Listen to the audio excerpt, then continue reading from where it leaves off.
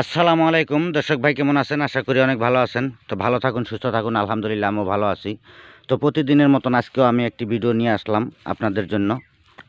অতিমাত্রা jaundice যাদের হয়েছে, jaundice, পেশাব লাল বা মাথাটা চক্কর দেয়, মাথাটা ঘোরায়, হয়তো সবসময় ঘুমের ভাব নিয়ে হয়তো বিছনায় শুয়ে থাকি, মাথাটা খাড়া করতে পারি না, আর শরীরটা হয়তো দুর্বলা হয়ে পড়েছে, বা কিছু কিছু রিমরিম করে প্রত্যেক দিন হয়তো শরীরে জ্বর আসে, জ্বরটা ভালো হয় না। অনেক ওষুধ আপনারা খাচ্ছেন কিন্তু আপনাদের বেমারটা ভালো হইতেছে না, জ্বরটা ভালো হইতেছে না। তো এরকম জন্ডিস যাদের আছে তারা আজকে এই ভিডিওটা দেখবেন। 100% ভালো। আপনাদের জন্য আমি গ্যারান্টি দিয়ে একটি ওষুধ আপনাদেরকে দিব। তো আপনারা নিয়ম মতো আপনারা ওষুধটা ব্যবহার করবেন, খাবেন। আপনাদের জন্ডিস আপনাদের সাথে থাকতে পারে না, একদম গ্যারান্টির সাথে বললাম। তো দেখেন, আমি আপনাদেরকে দেখাচ্ছি। এই যে দেখেন আমার সামনে একটা গাছ, এই গাছটা আপনারা চিনতে পারেন কিনা দেখেন। এইটা গাছ, এই গাছটা আপনারা যদি একবার আপনাদের নাড়ে পড়ে যায়, একবার পেটে পড়ে যায়, তাহলে আপনাদের মনে করবেন জন্ডিস বাপ করে আপনাদের শরীরে থেকে পড়ে যাবে, জন্ডিস থাকতে পারে না ইনশাল্লাহ। তো আপনারা কি করতে হবে, এই গাছের পাতা উঠিয়ে নিতে হবে। আমি আপনাদেরকে দেখাচ্ছি।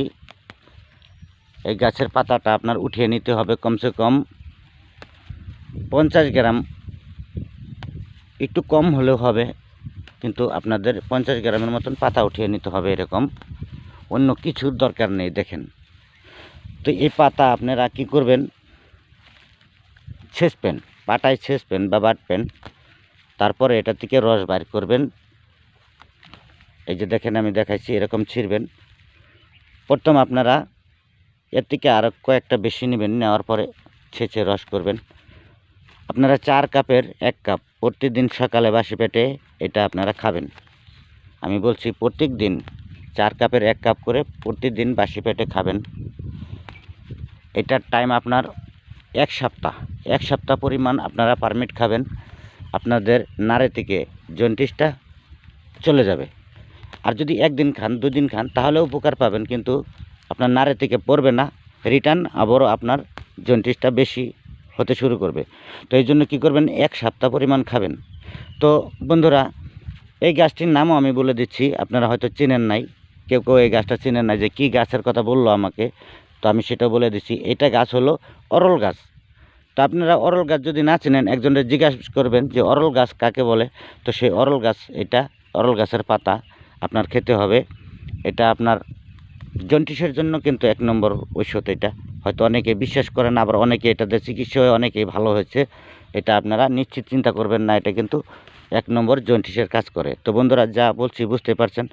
তো ভিডিওটা হয়তো যদি আপনারা প্রথম দেখে থাকেন, সাবস্ক্রাইব করে রাখবেন। আর যদি সাবস্ক্রাইব করে রেখেছেন, লাইক শেয়ার অবশ্যই করবেন। তো পরবর্তী ভিডিওর জন্য আপনাদেরকে অপেক্ষা করলাম। আমি আবার আপনাদেরকে ভালো ভালো ভিডিও নিয়ে আসবো, আপনারা দেখবেন। তো যা হোক, আজকের মতো এই পর্যন্ত। আসসালামু আলাইকুম, খুদা হাফেজ।